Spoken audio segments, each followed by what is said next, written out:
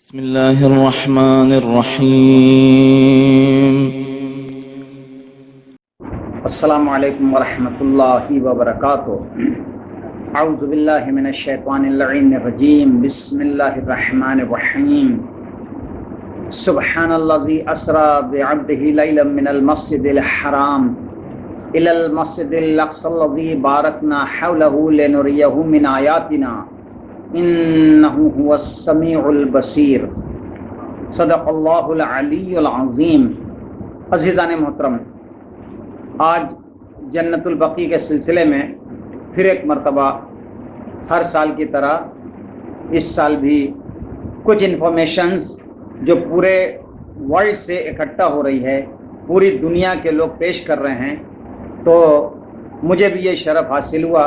اور کل ممبئی سے ملاڈ مالونی سے منظر بھائی کا کال آیا تھا، ان سے بات ہوئی اور انہوں نے، ان کا بڑاپن ہے کہ انہوں نے مجھ سے کہا کہ مولانا آپ فاؤنڈر ممبر ہیں اس کے جنت البقیع کے جلوس کے جو ممبئی سے نکلتا ہے، اور اس وقت ہندوستان میں سب سے بڑا جلوس ممبئی میں ملاڈ مالونی میں نکلتا ہے، جو کئی برسوں سے نکلتا چلا آ رہا ہے. 25 سال لگ بھگ ہو رہے ہیں 25 سال.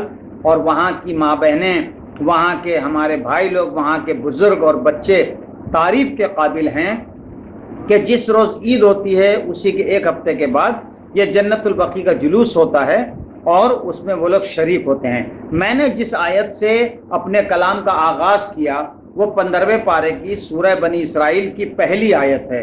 عزیزان محترم، جس میں پروردگار عالم نے ارشاد فرمایا کہ پاک و منزہ ہے وہ ذات جس نے اپنے بندے کو راتوں رات مسجد الحرام سے مسجد اقصی کی طرف بلایا اور آسمانوں کی سیر کرائی تاکہ اپنی نشانیاں دکھا سکے. بے شک وہ بہت ہی سننے والا اور دیکھنے والا ہے.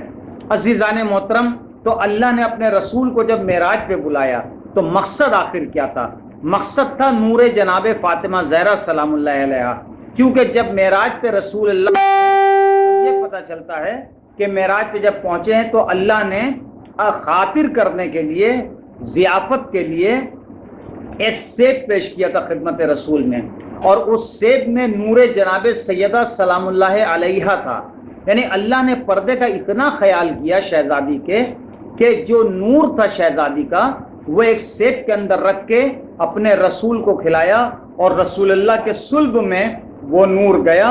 پھر جناب خدیجہ کے ذریعے سے وہ نور جناب رسول خدا جناب خدیجہ الکبریٰ سلام اللہ علیہ کے ملنے سے وہ نور شہزادی کی شکل میں آیا دنیا میں، اور شہزادی کی جناب سیدہ سلام اللہ علیہ کی ولادت باسعادت ہوئی. جہاں تک پردے کا تعلق ہے تو شہزادی کے پردے کا یہ عالم تھا کہ ایک مرتبہ رسول اللہ کے ساتھ ایک ان کے نابینا صحابی کو آئے، رسول اللہ گھر میں آئے اور جناب سیدہ سلام اللہ علیہ سے کہا کہ بیٹی میرا ایک صحابی آیا ہے جو باہر کھڑا ہے. تو کہا بابا ٹھیک ہے میں ہٹ جاتی ہوں. کہا نہیں وہ نابینا ہے.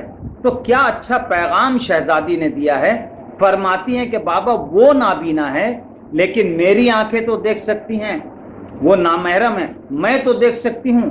یہ پیغام دنیا کی تمام عورتوں کے لیے ہے، اور پردہ صرف مسلمان عورتوں کے لیے نہیں ہے بلکہ پردہ تمام نان مسلم عورتوں کے لیے بھی ہے. ایسا نہیں کہ صرف مسلمان عورتیں پردہ کرتی ہیں، بلکہ کرسچنز میں آپ دیکھیے جو سسٹرز ہوتی ہیں یا جو preachers, lady preachers, female preachers ہوتی ہیں، ان کا لباس دیکھیے، یا ہندو دھرم میں عورتوں کا لباس دیکھیے، بدھ دھرم میں عورتوں کا بہت سا عورتوں کا لباس دیکھیے جو پریچرز ہوتی ہیں. تو یہ دیکھ کے پتہ چلتا ہے کہ واقعی پردہ کس کو بولتے ہیں. عورت کا مطلب ہے کہ وہ جو چھپائے اپنے آپ کو، اور عورت کے لیے سب سے بہترین چیز جو جناب سیدہ نے پیغام دیا ہے وہ ہے پردہ. تو جب نان مسلمز کا پردہ اتنا اچھا ہے تو مسلمز کا پردہ کتنا اچھا ہونا چاہیے. پھر مسلمانوں میں وہ عورتیں، مسلمان قوم میں وہ عورتیں کہ جو جناب سیدہ سے بے حد محبت اور عقیدت رکھتی ہیں، اگر انہوں نے کہیں بے پردگی کی تو کتنی ضلالت والی بات ہو جائے گی، کتنی گری ہوئی بات ہو جائے گی.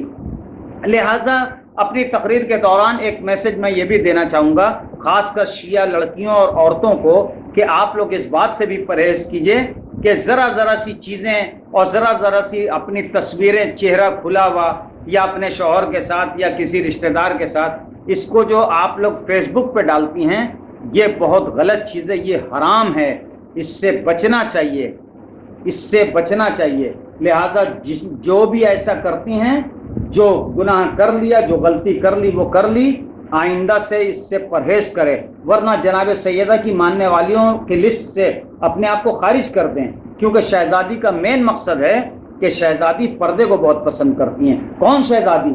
جن کے بارے میں نبی نے فرمایا فاطمہ تو بغضۃ منی، فاطمہ میرا ٹکڑا ہے۔ شہزادی کے بارے میں رسول اللہ صلی اللہ علیہ وسلم نے فرمایا یا فاطمہ تو انت ام ابیہا، اے فاطمہ تم اپنے باپ کی ماں ہو۔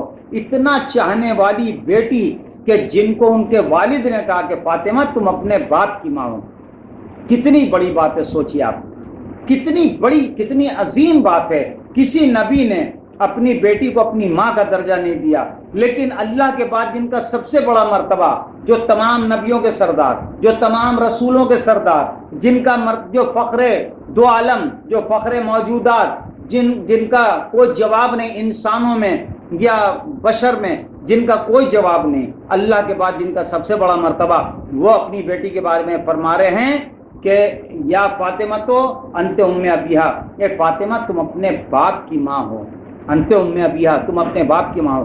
آخر میں جنت البقیع کے سلسلے میں یہی کہیں گے کہ شہزادی کی جو شہادت ہوئی، جب ہم لوگ بیان کرتے ہیں تو دنیا کے بہت سارے ایسے اسکالرز ہیں جو ہم پہ الزام لگاتے ہیں کہ شیعہ حضرات جناب سیدہ کی شہادت کو لے کر ہمارے بزرگوں پہ الزام لگاتے ہیں، فلاں پہ الزام لگاتے ہیں، فلاں پہ الزام لگاتے ہیں۔ ارے تاریخ سے ثابت ہے، ہمارے علماء نے اور ذاکرین نے ثابت کیا، اور صرف شیعہ علماء ذاکرین نے نہیں، بلکہ جو انصاف پسند دوسرے نان شیعہ اسکالرز ہیں، علماء ہیں، رائٹرز ہیں، انہوں نے بھی اس کو ثابت کیا ہے کہ نہیں، جناب سیدہ پہ، رسول اللہ کی بیٹی پہ جب ان کی عمر 18 سال 9 مہینے کی تھی تو ان پہ جلتا ہوا دروازہ گرا کے ان کی پسلیاں توڑی گئیں، اور ان کے شکم میں جو محسن نام کا بچہ تھا اس کو بھی شہید کیا گیا۔ عزیزان محترم، اس وقت جناب سیدہ کا جب آخری وقت آیا، بس اختتام کے منزل پہ میری تقریر ہے، جب جناب سیدہ کا آخری وقت آیا تو انہوں نے مولا کائنات سے کچھ وصیتیں کی اپنے شوہر سے، اور وصیتیں کرتے ہوئے یہ کہا کہ یا ابو الحسن، آپ سے خاص وصیت یہ ہے کہ میرے جنازے میں ان لوگوں کو شریک نہ ہونے دیجیے گا کہ جو لوگ میرے قاتلوں میں سے ہیں، جن لوگوں نے میرے قتل کا بندوبست کیا، اور میرا جنازہ رات کی تاریکی میں، رات کے اندھیرے میں اٹھائیے گا۔ جناب سیدہ نے یہ وصیت کی۔ مولا کائنات نے دن میں جناب سیدہ کی روح پرواز کر گئی، رات میں جنازہ اٹھا۔ بچوں نے کتنا ضبط کیا کہ رونے کی آواز اگر گھر سے باہر جائے تو لوگوں کو پتہ چل جائے کہ جناب رسول اللہ کی بیٹی دنیا سے چلی گئی، اور وہ جنازے میں زبردستی شریک ہو جاتے۔ کتنا برداشت کیا ہے امام حسن و حسین نے، کتنا برداشت کیا جناب زینب و جناب ام کلثوم نے، کہ کتنا ضبط کیا، اپنے کو روکا ہے رونے سے۔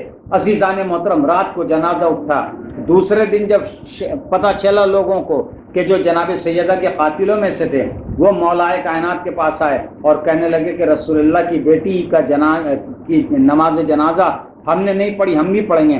ان کا مقصد تھا قبر کو کھود کے لاش کو دوبارہ نکالنا۔ مولا کائنات قبر پہ بیٹھ گئے، تلوار نکال لی اور منہ سے کب جاری ہوا۔ عزیزان محترم، ایسے موقع پہ رسول اللہ نے تمام صحابہ سے کہا تھا، تمام ان کے پاس بیٹھنے والوں سے کہا تھا کہ علی جب مٹی کے گھوڑے پہ سوار ہو اور ان کے ہاتھ میں ننگی تلوار ہو اور منہ سے کب جاری ہو تو اس وقت علی سے کوئی نہ لگنا، ورنہ کسی کی جان کی خیر نہ ہوگی، پھر میری ذمہ داری نہیں ہے۔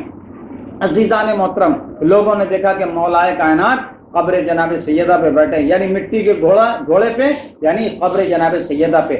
مقصد یہ کہ اس وقت جن لوگوں نے جناب سیدہ کی قبر کو مسمار کرنا چاہا، ان کی اولادوں نے جو سعودی عربیہ میں ہیں، عزیزان محترم، ان لوگوں نے 1925 میں وہ کام کر کے دکھایا۔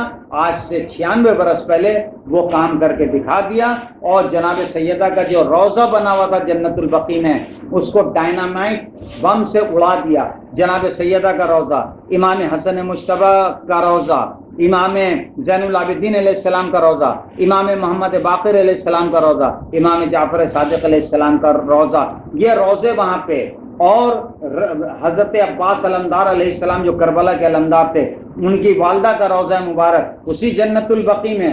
عزیزان محترم، اور مسلمان عام مسلمانوں کے جو ظاہری تیسرے خلیفہ تھے ان کی قبر بھی اسی جنت البقیع کے اندر تھی، لیکن سعودی عرب گورنمنٹ نے کسی کا خیال نہیں کیا اور ڈائنامائٹ بم لگا کے ان روزوں کو اڑا دیا۔ ہم مذمت کرتے ہیں اور لعنت کرتے ہیں ان تمام لوگوں پہ جنہوں نے رسول اللہ کی بیٹی پہ اتنا بڑا ظلم کیا۔ صدق اللہ العلی العظیم۔ اللهم صل على محمد وآل محمد